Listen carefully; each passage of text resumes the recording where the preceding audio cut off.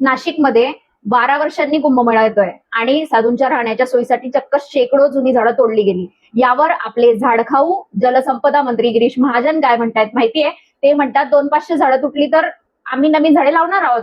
लाख झाडे आम्ही लावत आहोत. त्यासाठी पाऊस पडायची वाट बघत आहोत. पाऊस पडला की झाडे लावू. वा रे वा, काय लॉजिक आहे.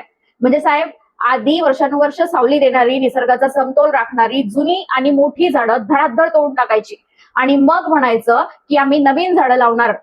बरं, ती कधी लावणार? तर म्हणे पाऊस पडल्यावर. अहो साहेब, निसर्गाचा नियम असा आहे की झाडं असतील तर पाऊस पडतो. पाऊस पडला की झाडं उगवत नाही.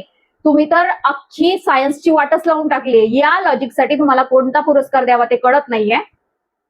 आणि साहेब म्हणतात आम्ही ग्रीन मान्सून मिशन हाती घेतलंय आणि सर्व नाशिक हिरवगार करायचंय.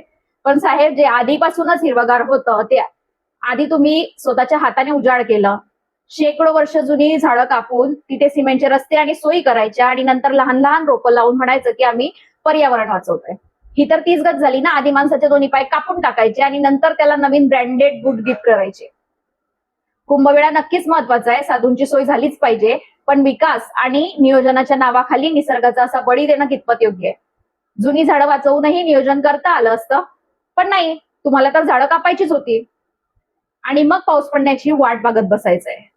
जनता सगळं बघते साहेब. तुमचं हे अजब लॉजिक आणि हे ग्रीन मिशन लोकांना चांगलंच समजलंय. तुम्हाला काय वाटतं मित्रांनो, झाडं तोडून नवीन झाडं लावण्याचं हे लॉजिक योग्य आहे का? कमेंट्स मध्ये सांगा.